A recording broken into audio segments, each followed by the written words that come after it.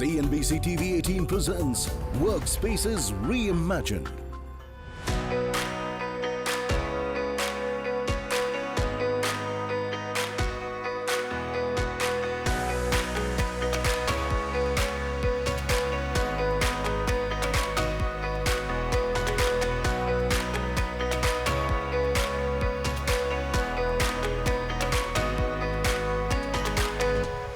India's commercial real estate market has undergone a dramatic transformation.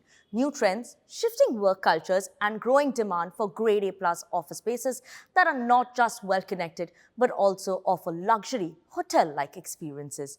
The hotelification of workplaces is redefining what future-ready office means. Increasingly, global brands and leading companies are seeking such thoughtful design spaces that reflect their ambition. To talk all of that and more today, we are joined by Vinod Rohira, who is the MD and CEO at Raheja Corp, to talk to us about this evolving landscape on CNBC-TV18 presents Workspaces Reimagined. Mr. Rohira, thank you so much for joining with us. It's a pleasure having you on the show. Pleasure. Thank you for having me on your show. And it's an interesting space, right? So much has evolved over this period of time. We've seen growth coming in terms of the commercial real estate space, especially in the last decade. Post-COVID, that boom has come in here, right? There's so much change. Talk to us about this evolving landscape. How are you seeing this now? Commercial real estate really, in the larger umbrella, looks like a CBD building or a fancy office space, right? In India, commercial real estate evolved more because of the need for the global tech companies who came into India 20-25 years ago, looking more for support services, starting off elementary call centers, etc. That really shaped the commercial business for India. And imagine rewinding 25 years ago, where infrastructure was nowhere close to what it is today. Not that we are anywhere close to global scale, but Mumbai as a city is leapfrogging that. Hopefully we will be at least put into amongst the top cities in the world in the next 10 years with the way the infrastructure is going, at least for this city. But at that point in time, you had to create oases of infrastructure on your own. There was nothing around you. True. And you were dealing with top global companies who looked at India with a third eye saying, okay, this is a tentative market. Will we really be able to do anything here? But those companies really shaped commercial real estate in India. So today you have 800 million square feet built in the country. 500 of that is grade A institutionalized real estate. And that's 80% footprint is really tech companies who are really building on now running key tech operations out of India for the world. Absolutely. We are growing overall as a country. So I think this space is something that it's the need of the hour as well, because everyone wants a technology. But, Vinod, how do you see in terms of trends? Now, what are the top 3 trends maybe that you think will actually lead to the growth or the change that would actually come in terms of the commercial real estate space? So the real estate space is a culmination of what really is driving demand dynamics. Right. Okay? The demand dynamics are being driven by the young talent that India has. And the talent that is emerging today is a youth who is carrying a backpack. He doesn't really care about being stationed in his B town or C town or wherever it is. He wants to migrate. He wants to move to the top cities. He wants the top jobs and he wants to grow. He's far more feathered than he used to be. He's not anchored anymore. Yeah. And he's looking for aspirational satisfaction, whether it's the workspace, it's the employer, it's the quality of work, it's growth. They are the real drivers for demand. So when these top companies are now coming, they are searching for top talent in India because no longer are you doing a call center and things like that, right? These are cutting edge technology driven support services. So it's really the global business ecosystem that is quietly running out of here. Absolutely. A lot of effort that is going in there. I just want to know one thing in terms of a point is that there is a format of hybrid that is coming into play as well, right? During COVID, obviously, we had faced a different situation, but now we've moved past that. But in terms of hybrid situation, do you think that has overall changed or, maybe altered a bit in terms of the long-term story for commercial real estate, or now that is behind us? What do you think? So let's explain to you, you're hiring young graduates who have migrated and who have come to a Pune or a Bombay or a Hyderabad or Bangalore or Chennai or wherever to work. When they're coming here, they don't have a home, they don't have infrastructure, they don't have services, that utilities and a fancy surrounding soft infrastructure, right? So they rush to the office because the office pampers you with your first coffee, breakfast, lunch, even dinner sometimes in most of these tech companies because they're working almost 18 hours a day in shifts. Most of your day is over there at workspace. So to expect those people to want to work hybrid, it's not happening. Right? Those kids are bachelors, they want to get to work, they want to be pampered, and they want to be in an environment where they're networking, engaging and working. So it was not going to last. For India, categorically, it was not going to last. In most of the Asian countries, you saw the same thing. Yeah. They were the fastest to come back to the desk. What has evolved is because of the way COVID reshaped the way you can deliver work, it gave flexibility to the employer to say, what more can I do? Can I do flexi spaces? Can I have hot desking? Can we say, okay, you come on Monday and this guy will come on Tuesday? Yeah. But you know what that has done is because they were slow to take that call globally. On one side, they hired 30% more number of people because they realized India was able to service them.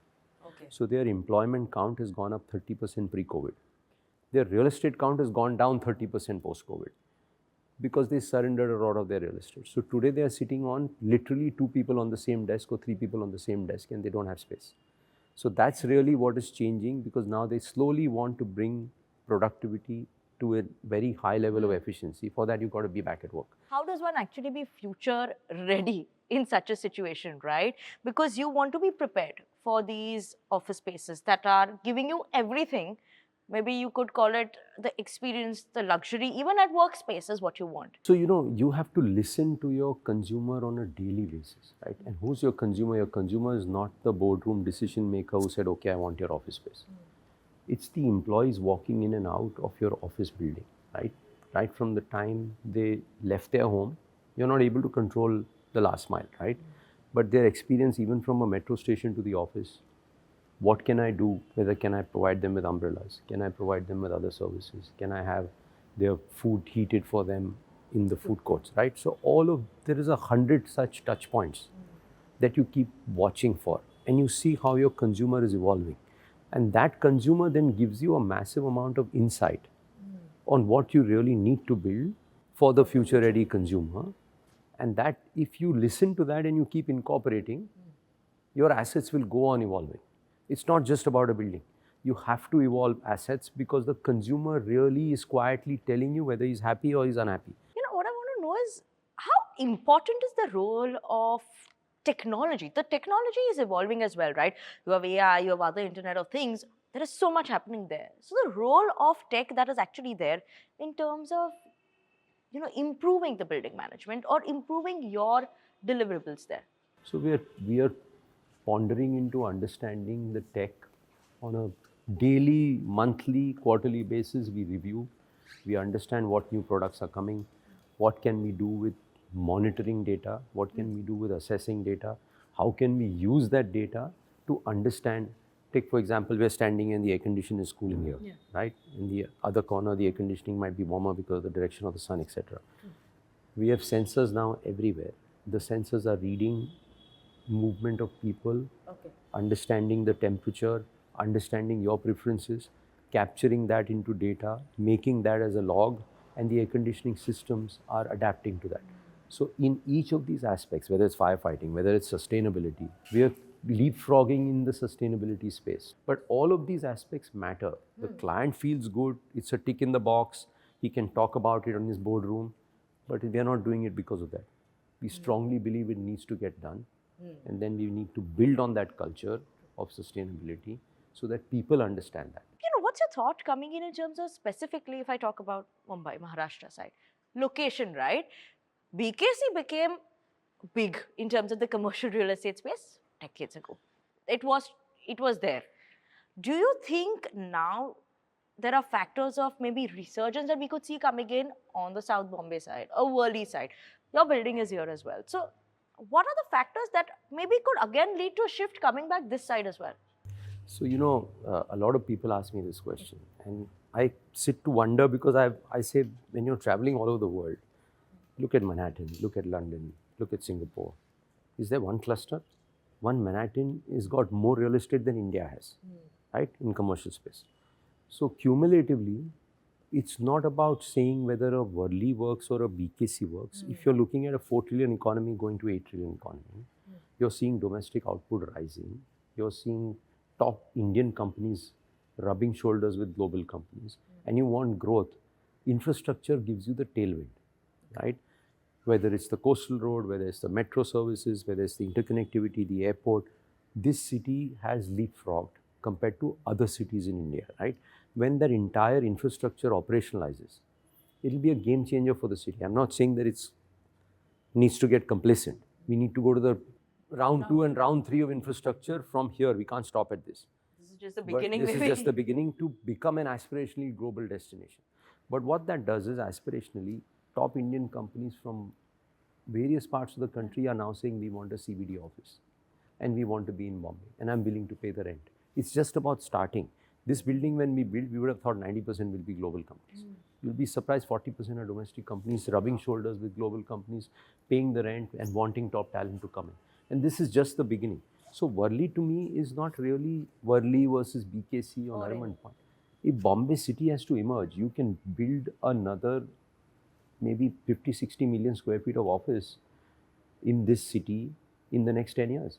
So to us, Worli worked because in the last 10 years, the top residential market got established in this midtown segment. Right. All the decision makers are sitting here. Yeah. And then it got coupled with the entire infra coming because being close to the coast. You got the advantage of the metro lines and the coastal road. Absolutely. Right? And then you didn't have the pressure of the density BKC has created for itself. Because on one side you have the airport close by, so you have a height cap. You can't go vertical. At the same time, you have far greater density of FSI available in BKC than you have in Worli. So you can do 10 times the land area there, you can't do more than 5 times the land area here, for example, right? You have far greater roads and connectivity and exits versus not having in BKC. So it is a natural choice for consumers to say, what do I want from my office space? I want the experience. I want my employees to come without getting ruffled and hassled every day. I want them to be able to enjoy the ecosystem and I want to give them the experience. So we can make 10 Altimuses in Worli and they will fly away because the demand is there for quality experience. So it's not that a BKC will be there and Worli is staggering or Nariman Point. Wherever you build that ecosystem, you will see it blossom. Okay, on that note, we're actually going to slip into a very short break, but don't go anywhere because we're going to continue this exciting conversation on commercial real estate with Vinod after the break on CNBC-TV18 presents Workspace Reimagined.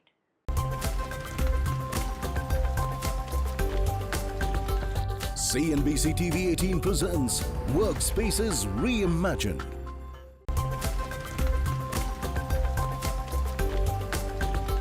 CNBC-TV18 presents Workspaces Reimagined. Welcome back to CNBC-TV18 presents Workspaces Reimagined, and we are still here with us. We have Mr. Vinod. Vinod, we've spoken so much about being future ready, locations in Maharashtra, commercial real estate, how that has developed and evolved over a period of time. But now let's talk about the building that we're standing in, right? Altimus, much ahead of its time in terms of a move that has come in. So much in terms of tech that you all are using here as well. You were mentioning before as well in terms of the sensors that is going, the tech that is there as well. Talk to us about how was the thought process in terms of being ahead of the time? What had led to this development? What was it that you all were thinking at that point of time? So let's just rewind 7 years, right? Because that's when we worked on acquiring the land to build the asset. Okay? That point in time, everyone was only thinking residential real estate, right? While because we've been building commercial gated communities across of India for the last 25 years, we understand that asset class equally or probably even better than many would from a commercial real estate standpoint. Having said that, and then travel all over the world, looking at top assets that are getting built or getting occupied, the level of service, the quality of infrastructure and all of that cumulatively, and then having had the opportunity and the good fortune of top 100 Fortune companies being our tenants across of our parks. The learnings have been immense, right? And we've learned the changing landscape. So what we then derived out of this is, and of course this was a partnership with Government of Singapore, GIC, the Sovereign Fund. So this is a 50-50 with Government of Singapore, right? So at that point in time, we both came to the conclusion, let's make a a top-end CBD asset which will rub shoulders with global assets. Right now, this is 2018 and 19, and we started building this in 19. And then you had COVID, right? And we had just listed Mindspace as a REIT. So every quarter we would get on calls with global investors to say people are going to only work from home, offices are going to shut down, nobody's going to coming back to work. We would finish those calls and we would pour concrete here and say increase the speed and build it as fast as you can. Right? Because we believe very clearly in India, firstly, work from home is not really going to stay. At that point, our conviction was very clear. We continued to speak that and we focused on it and we believed in it. Secondly, what we realized is because so many traditional concepts of building office were getting questioned and challenged by each individual. Architects were saying, we'll have to change the workspace like this, we'll have to create flexibility, we'll have to create lounges. So we were just grabbing all of that information and saying, how do we create the right asset DNA, which has the scale and the volume? You may dress it up a particular way today. I might chop and change this tomorrow depending on what the need of that new consumer is. But if I don't have the volume of space that is correctly designed and the infrastructure that's not correctly designed, I'll never be able to do that. So I need to have the DNA and the bones correct and the elbow room for all of that amenity correct. And then we went on adding each of those: conference rooms, meeting rooms, lounges, business centers, food courts, private dining areas, meeting rooms, cafe areas, nap areas, recreation areas, you name it what you want, right? No CBD asset in India was giving that. I mean, BKC is a great location and a great example, but you got to carry your insurance policy, you walk on the footpath, right? You have nothing that you can really provide as an experience because we are constrained. The development rules are constrained, the densities are very heavy, the cost of FSI is expensive. All of those things put together, the address is there, so you build the asset. Are you giving an experience truly? No, right? So we wanted to build that kind of a game changer asset experience. And that's what our vision was when we were fortunate. We built it through COVID. We completed it as planned without chopping and changing. And today it's being appreciated as amongst the best assets in India. Vinod, do you think that now in terms of pipeline for Raheja Corp, what is there? This is an excellent building. What more is there in terms of these ultra premium that we could watch out for, or grade A plus?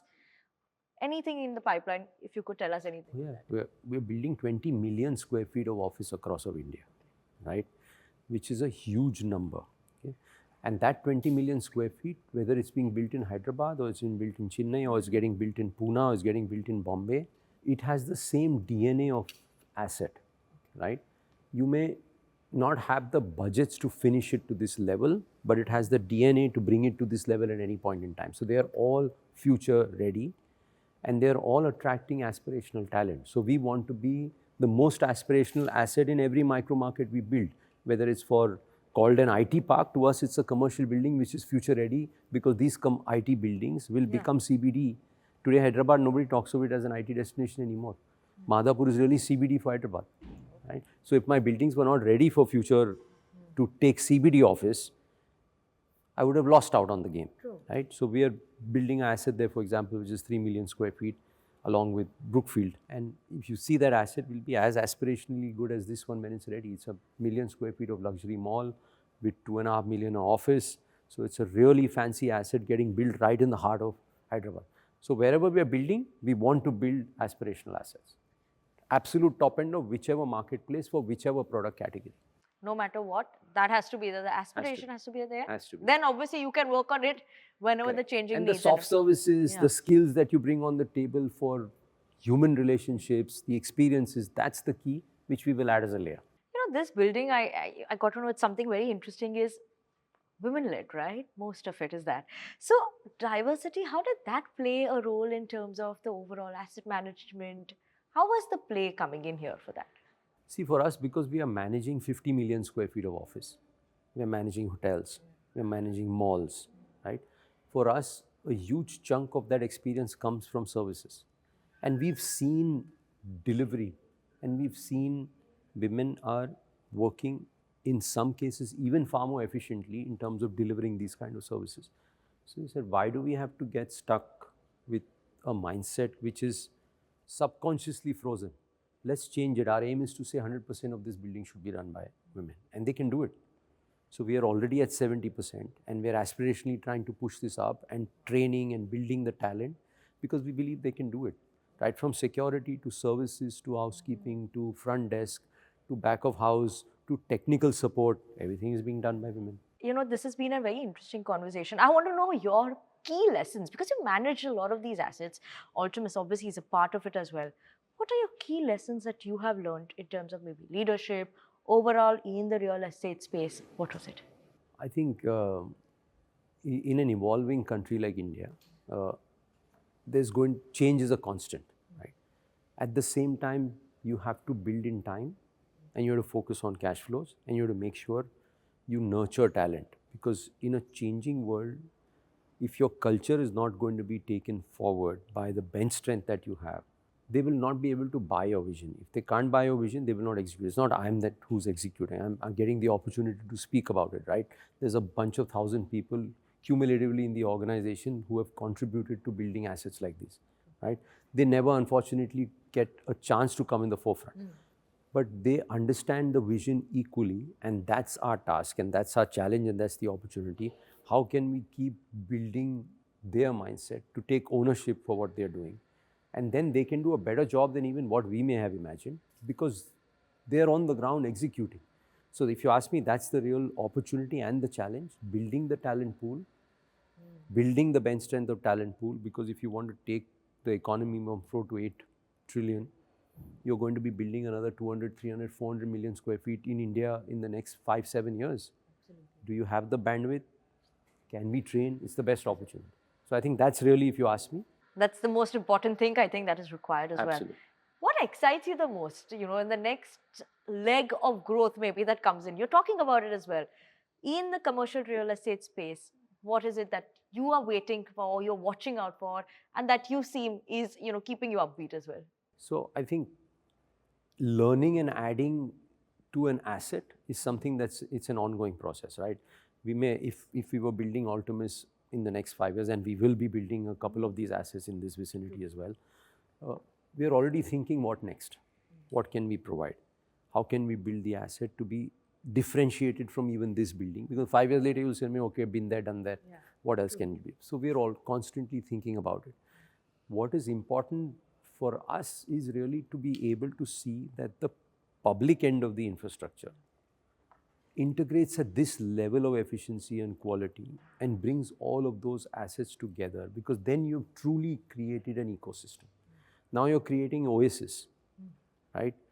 So if I had 5 buildings, and can I interconnect them with the same experience? Can I just do a seamless experience for whoever is coming to a building A versus B versus C, feels the same experience wherever they go? I mean, that's the true test. If cumulatively public works, private partnership can bring that vision together, that is the excitement. If we can even manage 50% of that expectation, I think we'll be. Absolutely. Then there's no stopping the growth of this space as well overall. Vinod, thank you so much for joining in with us on the show as well and giving us an insightful conversation on the Indian real estate commercial side of the story. So thank you so much for that, Vinod. And from smarter design to hotel-like experiences at workplaces, India's commercial real estate is fast becoming more dynamic, inclusive, and future-focused. As hotelification becomes a new benchmark, developers like Raheja Corp are clearly ahead of the curve. Thank you so much for joining in with us on CNBC-TV18 Presents Workspaces Reimagined.